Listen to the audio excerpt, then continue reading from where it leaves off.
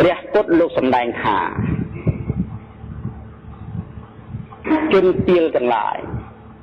តែញ៉ាំងខ្លួនឲ្យវិនិច្ឆ័យផងហើយញ៉ាំងជននៅធ្វើតាមពាក្យរបស់ខ្លួនឲ្យវិនិច្ឆ័យផង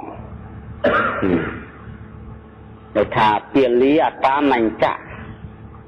អត្តណោវចនការកេចៈវិនិច្ឆ័យទេ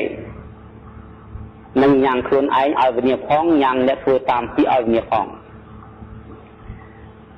នៅក្នុងនគររាជក្រឹសមានសទ្ធិមួយគាត់បានខែឈើខ្លឹមច័ន្ទដកអំពីទឹកអណ្ដែតមកចូលទៅក្នុងបណ្ដាញរបស់គាត់ហើយកន្លែងគាត់ដាក់សម្ាញ់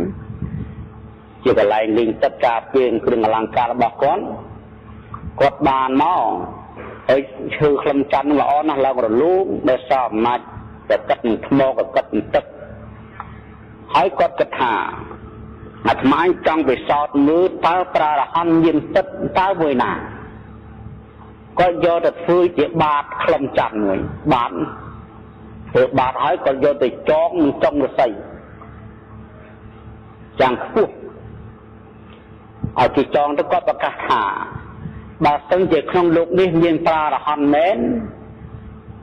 ក្នុងលោកនេះគឺតើតណែនហោះតាមអាកាស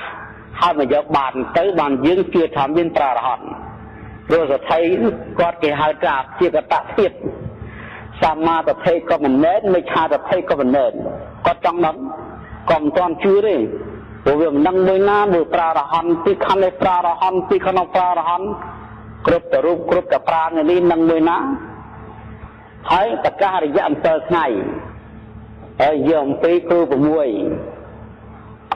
ដែលជាបុគ្គលមានកំណត់ខូចមានចិត្តអារម្មណ៍ស្អឹងម្នេះយ៉ាងក្រៃលែងអតិមាននោះ